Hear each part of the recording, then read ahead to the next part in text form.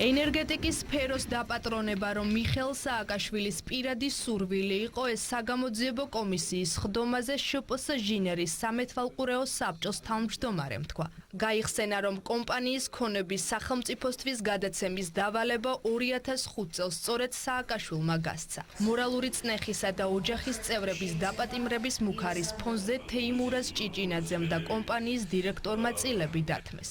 ჭიჭინაძე ამბობს, რომ ხელისუფლებას მოსახლეობისთვის წყლის ტარიფის გაზრდა სურდა, რაზეც კომპანია უარს ამბობდა.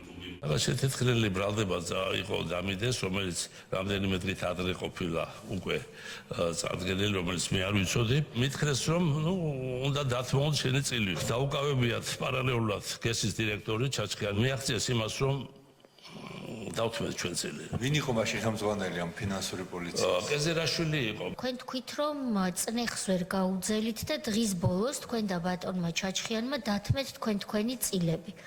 ეს წნეხი რაში მდგომარეობდა? ეს იყო მორალური წნეხი, ისევ დაჭერის, ისევ შვილებზე ზემოქმედების. ვერ გაუძელი, იმიტომ იქიდანაც იყო ხსენება, აქედანაც ყოველდღიურად და სისუსტე გამოვიჩინე, მაგრამ ალბათ ვერ გავძლევდი. თავარი მათი ამოცანა იყო, რომ წყლის ტარიფი უნდა გაეძვირებიათ, რასაც ჩვენ პირობებში ვერ ახერხებდნენ, იმიტომ რომ ძალიან დაბალი იყო ენერგიის ტარიფი, წყალი უფასო, ვერაფრით ვერ ახერხებდნენ.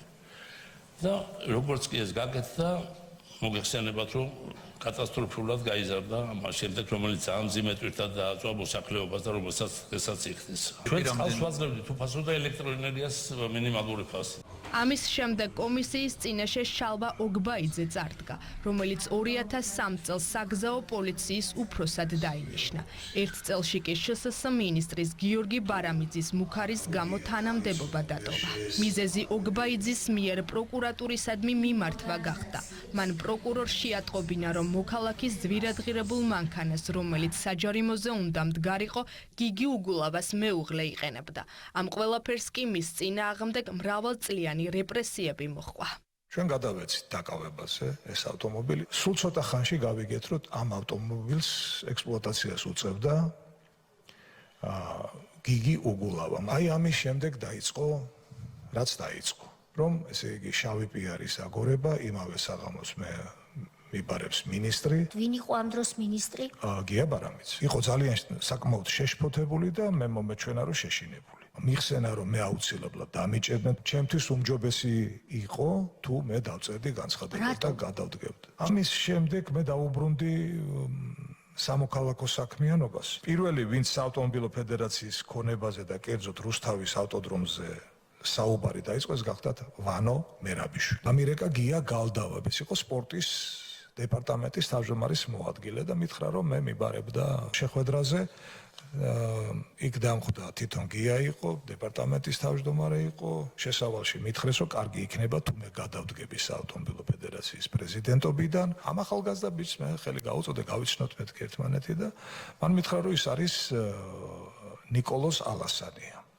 თემურ ალასანიას შვილი. დაიწყო ესეთი შემოტევა ამის შემდეგ.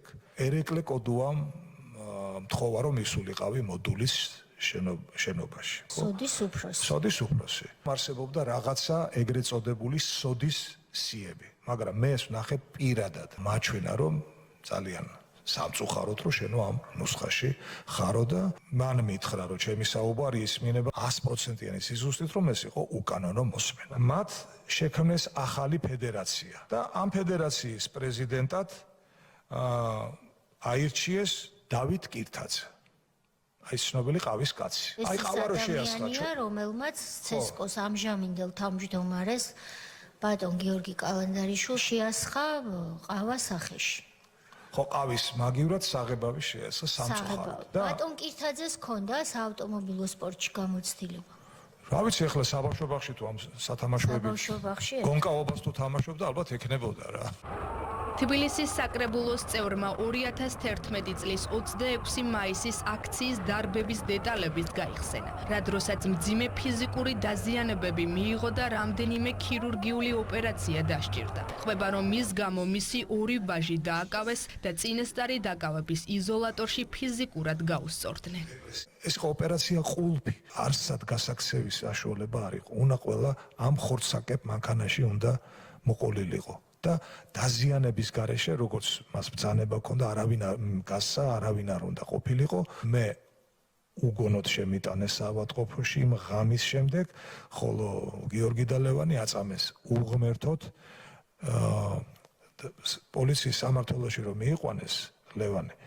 ყოველ სართულზე ასვლის წინ გადასცემენ ესტაფეტით, რომ ეს ოგბაიძის შვილიაო.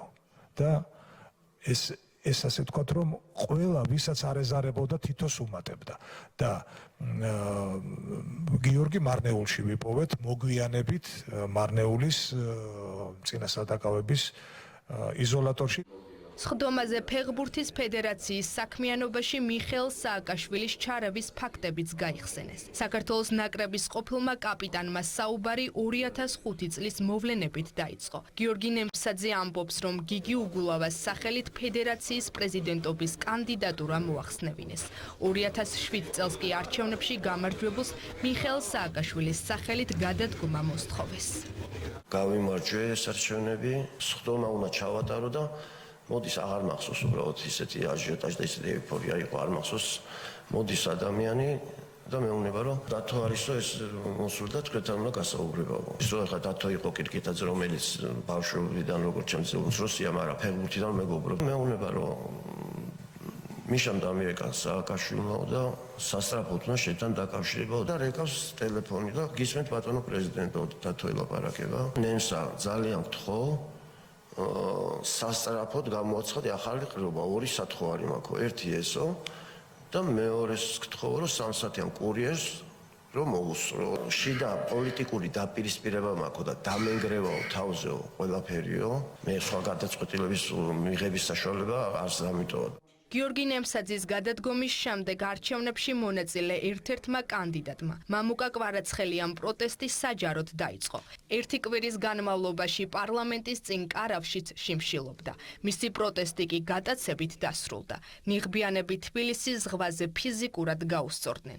10-ვე თითი მოტეხეს, 6 ნეკნი და ლავიწის ძვალი გაუტეხეს. სასტიკად ნაცემი კი ვაშლი ჯვრის ტყეში დატოვეს. სამი ტიპი მირტყავდა, როგორც მივხვდი და ერთი რაციაზე იჯდა, იმიტომ რომ რაციის ხმა ისმოდა სულ. ნიშნობის ბეჭედის კი მომაძვრეს ხელიდან და ალბათ იცოდე რომ ჟურნალისტი ვიყავი და სულ 10-ვე თითი მოტეხილი მქონდა რა, თითებში მირტყეს რა, ერთი რაც მოახერხე უკან, მახსოვს რომ მარცხენა ხელი გადავაფარე მარჯვენას და ნუ საშინელ დღეში მქონდა მარცხენა ხელის თითები. ნუ რა ვიცი 6 ნეკნი მოტეხილი მე როგორც იქიდან დასკვნიდან წავიგითხე ლავიწი ზვალი უკანა ზვალი და ასე შემდეგ და ასე შემდეგ რა. თავში არ მირტყავდნენ რომ ტკივილი შემეცნო, არ გავთიშული ყავი და გამეგო რატომ ჯიდნენ. წამიყვანეს ვაშლიჯვის ტყეში დამაგდეს. გზასთან ახლოს. 1 საათი ალბათ ვეგდე იქა, უკვე ვცივდებოდი მახსოვს, ხელებს ვეღარ ვძნობდი, ფეხებს ვეღარ ვძნობდი და ძაღლმა მიპოვა. გამოვედი საავადმყოფოდან, დავიწყე კიდე სტატიების წერა, ჩემი ალალი მამიდაშვილი მოვიდა ჩემთან. მეთქი რა მოგივიდა მეთქი, სახეც შეშლილი ქონდა და დამიჭირეს ჩამსოს მანქანაშიო და წამიყვანეს მე ერთ-ერთ სამმართველოშიო და მაჩვენესო ჩემ ოჯახზე გადაღებული ფილმი. ჩემი მეუღლე როგორ სადაყენებდა მანქანას, დედა ჩემი პურის რომელ მაღაზიაში მიდიოდა, მითხრესო რომ გადაეცი კვარაცხელიას თუ არ გაჩერდებაო, ყველაფერი ვიცით მაღაზეო.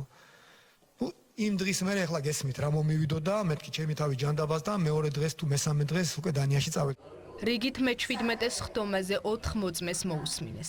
ჯამში 55 პირია გამოკითხული. საგამოძიებო კომისია შუალედურ ანგარიშს ბიუროს მიმდინარე კვირაში წარუდგენს. დოკუმენტთან ერთად კი მუშაობის ვადის ერთი თვით გახანგრძლივებასაც მოითხოვს.